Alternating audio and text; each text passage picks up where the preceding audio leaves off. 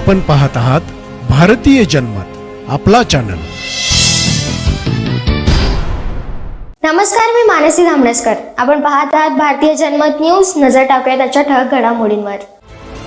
ST कामगारांच्या आर्थिक मागण्यांसाठी 7 ऑगस्ट रोजी मुख्यमंत्री यांच्या अध्यक्षतेखाली एसटी महामंडळाच्या अधिकाऱ्यांची बैठक झाली होती। यामध्ये शासकीय कर्मचाऱ्यांप्रमाणे वेतन, महागाई भत्ता, घरभाडे आणि वार्षिक वेतनाच्या थकबाकीवर चर्चा झाली। मुख्यमंत्री यांनी 20 ऑगस्ट रोजी अंतिम तोडगा काढण्याचे आश्वासन दिले होते। त्यामुळे एसटी कामगारांनी 9 ऑगस्टचे आंदोलन स्थगित केले होते। मात्र ठोस निर्णय न झाल्याने कामगारांमध्ये नाराजी वाढली। या पार्श्वभूमीवर महामंडळातील बहुतांश संघटनांनी कृती समिती स्थापन केली आणि 3 सप्टेंबरपासून एसटी कामगारांनी बेमुदत धरणे आंदोलन सुरू केले आहे। धाराशिव ब्युरो चीफ विशाल काळे, BGN TV। आज जो संप आहे तो कुठल्या अनुषंगाने आहे आणि आपल्या मागण्या काय आहेत?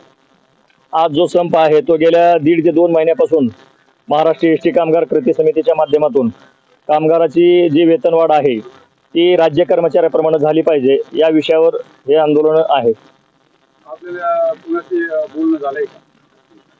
आमच्या कृती समितीच्या गेल्या 1.5 महिन्यामध्ये मुख्यमंत्र्यांसोबत पहिली बैठक झाली होती। त्याच्यानंतर त्यांनी आम्हाला 8 दिवसाचा कालावधी दिला होता आणि त्याच्यानंतर त्यांनी सगळ्या तुमच्या ज्या काही मागण्या असतील त्याच्या पूर्ण मेमोरंडम तिथं आमच्याकडे मांडा असं त्यांनी सांगितलं होतं। त्या पद्धतीनं कृती समितीनं तशी मांडणी केली।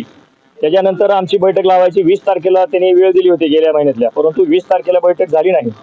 आणि मग जे काही प्रशासकीय अधिकारी असतील त्यांच्यासोबत 2 बैठका झाल्या, परंतु अपेक्षित यश त्यामध्ये न आल्याने संघटनेने त्यावेळेसच नोटीस दिली होती की जर आपण आम्हाला 3 तारखेच्या आतमध्ये 3/9/2024च्या आतमध्ये जर आमच्या या मागण्या आहेत यामध्ये सकारात्मक विचार करून आमच्या जर मागण्या तुम्ही मान्य नाहीत केल्यात तर आम्ही 3 तारखेला धरणे आंदोलन करू।